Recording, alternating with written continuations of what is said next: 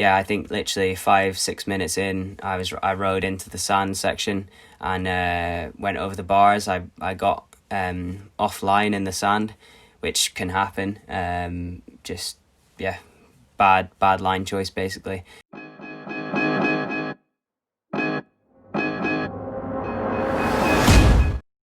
Hello everyone and welcome back to the Cyclocross Social Podcast. Today I am joined by a very special guest, one of the rising stars in the cyclocross scene. But before I'm going to introduce him to you guys, I have one note to make. This podcast is being recorded 2 days after the World Cup in Tabor, so before the Super Prestige in Boom. So some things that you will hear here are maybe slightly outdated, but it shouldn't hamper anything in this podcast.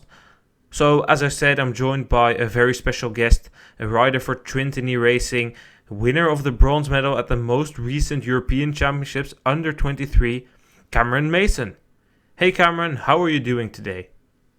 How are you guys doing? Yeah, I'm all good. Back at home at the moment, with a bit of a broken collarbone, but all in all, doing okay. Thanks. Could you maybe introduce yourself to the listeners that don't really know you?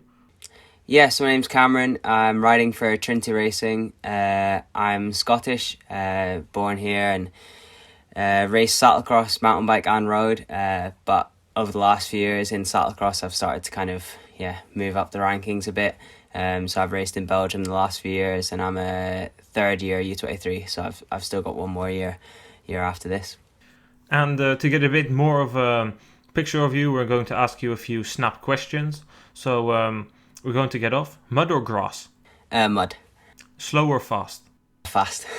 Hilly or flat? Hilly, always. Bunny hop or run? Bunny hop. Favorite course? Number. Favorite tire thread? Full Limus or June. Who's your favorite rider? That's a hard one. Wow at the moment. Favorite meal? Pasta. Anything with pasta or pancakes. What's your favorite show on Netflix or on TV, of course? Drive to Survive. I've been binge watching. So. And then, what's your favorite song to listen to pre-race? Eminem, maybe. It's a basic one, but yeah. And what would you consider your best result of your career so far? Probably my Euros just a few weeks ago. It was just a big step up, and I was riding it at that level. So yeah, Euros, third place. You got third there. Did you expect that you would be on the podium? I knew. I mean, yeah. Looking back, obviously, you can see kind of how I was riding. But going into it, I knew there were like a good 4 or 5 guys who were in contention for those second and third spots. I think even I knew that Ryan Camp would be a slight level up. But yeah, guys like Pim Ronnar and a few of the other Dutch guys, I knew I would be in close contention, and ended up being bigger gaps really behind the podium than I thought. So I knew a medal was possible, and then once I put myself in that position, then I also saw that maybe even the silver and even the jersey would be possible, because Ryan Camp was just kind of up the road, and it would only take a few mistakes. I think he had it quite comfortably, but once I was in that situation, it was a bit different. Well, you got second there to Thomas Main, and Thomas Main, is he a close friend of you? Not super close, but we get on really well, and as being from a smaller nation, you kind of have to. You're in with the big guys, and you look out for each other, and he's had a awesome run these last few years, and just winning the World Cup in Tabor for the second time also shows kind of what level he's at. Even though there were a lot of nations not at Tabor, I think he still would have been up there in the mix regardless. When you see that race there in Tabor, you see Main win and your teammate Ben Turner getting second. Well, you couldn't participate because you broke your collarbone. When you're watching that or seeing those results, what do you think? Are you like really happy that they perform good, or is there this feeling that you think like, oh man, if I didn't crash, I could have been competing there for a win in a World Cup? Yeah, first thought is definitely like, I wish I was there, but it kind of is what it is. So secondary, of course, I'm happy for my teammate and my countrymen, and it does show the strength of GB riders at the moment, kind of following on from what what Tom Pidcock has done these last few years, that there are some great riders coming through, and Zoe Backstead as well in the juniors winning pretty comfortably. Yeah, I think the GB Cyclocross is doing something right, so that's exciting for the future, isn't it? It's definitely good to see that England, or the United Kingdom, just the way you want to call it, has talent coming through. As you mentioned, in not only the men's category, also in the women's category with Zoe Bogstead. And I think this is just the continuing of a trend that we saw, because the first time they really showed themselves was when they locked out the entire podium in BLS and the Juniors World Championships. Did that inspire you? Yeah, I was watching that race from home. At that point, I was racing kind of at the UK level. And yeah, just to see riders that you know or know of kind of, taking it to the rest of the world in that discipline. Same with people like Evie Richards and all these riders who've kind of shown in cyclocross that it's possible. It's inspiring, because you just have to see someone that you can relate with doing something like that, and it makes you want to do it and believe that you could do it too. Were there any like stars when you were like really young that you looked up to? Maybe they're British or maybe they're not British? Yeah, I think in cyclocross, I didn't really look up to anyone specifically. Like on a UK scene, there's some Scottish guys who I kind of looked up to, like Grant Ferguson and Kenta Gallagher. They're more in the mountain bike side now. But yeah, I think as a country, we've never been that successful in cyclocross. And yeah, as you've seen over the last few years, it's definitely changed quite a bit. So I'm happy to kind of be a small part in that maybe as well. Of course, that third place at the European Championships, that was the highlight of your season. The other races that you rode, Koppenberg Cross, Jaarmarkt Cross and Leuven, how did those races go? Yeah, I mean, so I started with Koppenberg, which was maybe a mistake. I don't know. That was the first time I've ever ridden it, so I didn't really know what to expect. And as a first race, it was definitely suffering from the start. And the race went well. And I think with Koppenberg, there's nowhere to hide. And you see that with past years with guys like Van der Poel. If they're not on a good day, then you can't exactly just ride around easy. You suffer a lot. So it showed I was in good shape. I was in the kind of top 15, top 20 for most of the race, and then I lacked that kind of last 2 laps, maybe just that kind of race speed all the way to the end. And then the other races in Niel and Leuven, they were just solid races.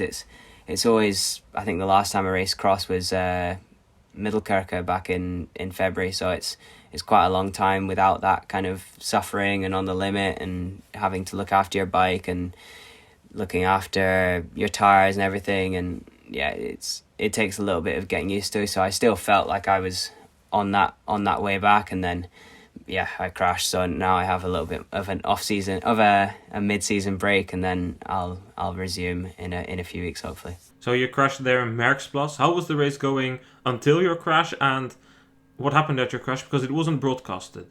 Yeah, so it was my start was okay, and it was absolutely hectic through the wood section in the middle of the pack. We basically had to run the whole wood section, so that was quite frustrating. And I think literally 5-6 minutes in, I rode into the sand section and went over the bars. I got offline in the sand, which can happen. Bad line choice basically. But I fell kind of in an unlucky way right onto my shoulder in the sand and broke my collarbone straight away, which I haven't done before, but I knew pretty quickly that that's what I'd done. So I think it all happened really quickly. Like it was just instantly, and then straight off to hospital and then straight into surgery. So I didn't really have much time to think about it all. But now that I'm home, it's a shame obviously, but I guess it couldn't really have been much worse in the way I crashed, but in the big picture, it's not too bad, is it? So you underwent surgery. That was something that was at least new to me, but at least good that they could solve it quickly. Where do you stand in your recovery path now? So I had surgery. I crashed just over a week ago. So I'm at home for another week, just recovering. I'm riding easy on the bike indoors, but nothing too physical. My body's still kind of recovering from the surgery and stuff. And then next week I go back to Belgium to have a checkup with a doctor, and then after that I should be able to ride outside, and then about 5 or 6 weeks after my surgery I should be able to race again, because my shoulder will be fully recovered. So I'm aiming for around Christmas time, so that's not a bad time to come back to the racing, because there's lots of races. So fingers crossed everything goes well. So far it's been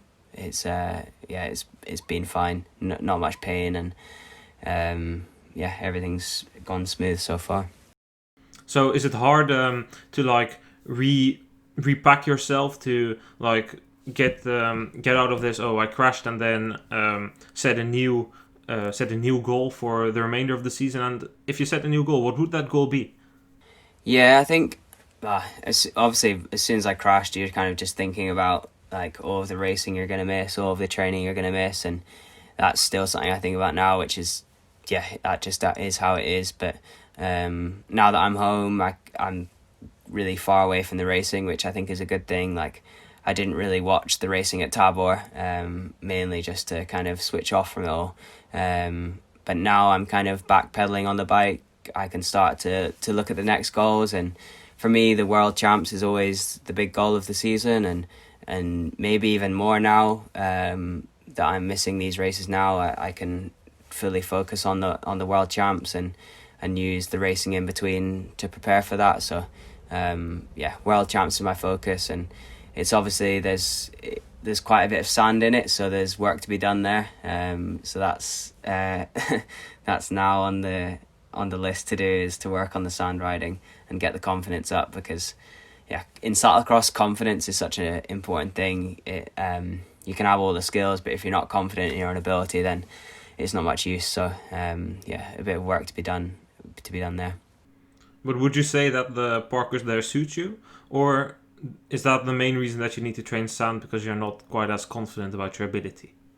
Yeah, I'd say there's better courses for me, but with the World Champs, I think it's just such a different race, different atmosphere, all of that. So I don't think it really suits anyone. It'll suit the guy who can put it all together and do the job on the day, and we've seen that in the past at other World Champs, like last year in Dubendorf. I don't think the course really suited anyone, particularly it just kind of suited the best rider on the day, and those days are very different, Saturday and Sunday, with the mud on the Sunday and then dry for my race on the Saturday. So Ostend, I think from what I've seen from the national champs, there's quite a bit of running and sand, but then it's quite polarized. Like half the course is almost sand and half the course is this kind of smooth grass. So I'll be interested to see what the designers do with the parkers. So it's at least good that that you look to be able to resume racing this year. It's something that's really nice to hear, because of course you wish nobody a crash, but especially not someone who makes us smile by riding in a nice and attractive way, by giving us an insight into the other side of the sport with your videos that you make on your YouTube channel. Does that for me personally, when I made videos of my own races, it kind of gave me like an extra motivation, that I thought like, oh yeah, I'm really going to try and perform good. So to impress the people who watch. Does it kind of work the same for you, or is it more pure just for fun? A little bit. Like, I've seen quotes saying like, live your life like you've got a documentary crew following you, and then you'll always be on it all the time. And when you pull out the camera, you want to make sure it looks good. So it's a balance of that, and then also showing the reality of what riding really is, and sometimes that's not that pretty or that good. So for me, it's the balance of showing that reality. So knowing that people are watching, and you want to do your best, obviously. And it's a shame this year that I can't have my filmer at the races, so I have a lot less footage, but I think I can still show insight in a different way. So I'm filming bits of my recovery as well, so I've had a lot of people message me about how I'm doing with recovery and what things I'm doing, so I'll hopefully be able to give a little bit of insight on how I'm doing with all of that as well. I assume that they couldn't come and film because of the coronavirus measures that are implemented now? Yeah, just with all these restrictions and testing, adding someone extra to the bubble is just that a little bit harder. So, yeah, not really possible this year. Did COVID somehow affect your like mid season in the summer? Did it make it harder to prepare? I think the lack of racing was really the main thing. I think we were lucky in Scotland that we could still train outside and to the best of our ability. So I don't think I lost out at all in that. And if anything, I gained from the kind of lack of distractions. I was able to kind of fully focus on the training. And I've never had a more consistent summer of training. And I think that's showing in the numbers and then also in the results. So I don't think it negatively affected me, but I definitely could have done with more racing.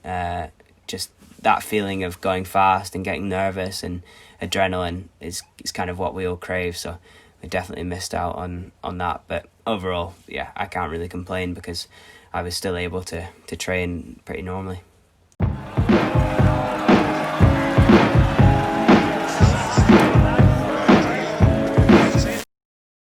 Then something else. Last year, you of course made the step to Trintiny racing. How did that step help you develop to where you are now?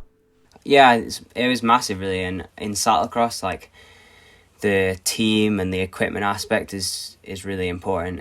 And moving up to a UCI team like Trintiny, who have all of the brands and all of the mechanics, the Belgian staff, and that inside knowledge, yeah, for a British rider, it's a big advantage. And I gained massively from that, and just that week in week out being in that race bubble and feeling the environment every week it was super important. Does it also help that you're training with the likes of Tom Pidcock? Yeah, definitely. So I lived with Tom all of last season, and there's a lot you can learn from a guy like him. He's only a year older than me, but he's been racing at this level for quite a long time, and it's just interesting to see how he does stuff. Some stuff I maybe wouldn't agree with, but it's the more you know, isn't it? And it makes you question what you're doing. So hopefully you kind of become a better rider for it. Is that like just only in the way you train, but does it also help you in the way you live and eat? And can you also take like lessons from that and how Tom does things, or is that maybe more the part that you would disagree with him? I think that type of stuff is a little bit more personal, but it's important to be open with these things. And in cycling, trends and all of this, it's always changing, and new research and new data. And I find a lot of the time it kind of comes all the way back around to doing the simple things really well and kind of executing things as well as you can. And a lot of the time, these new kind of research and all this stuff, it's great, but there's a lot to be said for doing the simple things well. So and Tom definitely agrees with that too. And that's something I've found works well. This weekend, Tom made his return to the field, you could say, in Tabor. Yeah. The result was a bit worse than that was expected, or at least that was created the hype by the media. But what did you think of his return to the field? Yeah, I don't think he'll be that. He won't be that pleased with it. But Tom's kind of a hard person to please in terms of his own results. He's got high standards, and he also sees the long game, which is that he wants to make sure he's at his best form for Worlds, because overall that's, I think, is the main goal. And then also he's looking ahead to World Tour on the road, which is a whole other game to cyclocross. So just like Wout and Mathieu have had to do over the last few years, try and balance how to be a great cyclocross rider and then also race 4 or 5 hours on the road. I think it's, from what I've seen from his training, it's a hard balance of hours and gym and cyclocross specific stuff. So I think he's always learning, and he's now just one race closer to being in top shape. And I think it's a bit a mental thing as well, being back in a cyclocross race, like racing wheel to wheel. I think you saw that in Tabor, just how close and how fast the racing is. You've got to be in it from the word go all the way to the end. So yeah, I think he won't be too happy, but with cyclocross, there's always another opportunity just around the corner. So I think he's got that to focus on next. And I think the result didn't really show the real level that he had, because he of course had that crash in the middle of the race, and before that crash he really looked to be going better. And I think he ended 16th or 17th, somewhere around that. I don't think that that's the true display of where Tom stands, because he is incredibly talented. As of course is also, like you said, he's going to Ineos to ride there on the road World Tour. What do you think that he will be able to do on the road? Because we've of course seen Van der Poel and Van Aert doing great stuff on the road, and also the likes of Merlier, Vermeers. Yeah, I mean, he's shown his potential already, I think, and there's no doubts about that. I think how he was riding at Worlds and how he's been riding in U23 races, he shows he has the kind of top end, but from what I've seen, not that I have much experience of road racing, but it's being able to do all of those numbers and all of that aggression at the end of 5-6 hours, and so I'm sure him and Ineos have got a plan to be able to do that.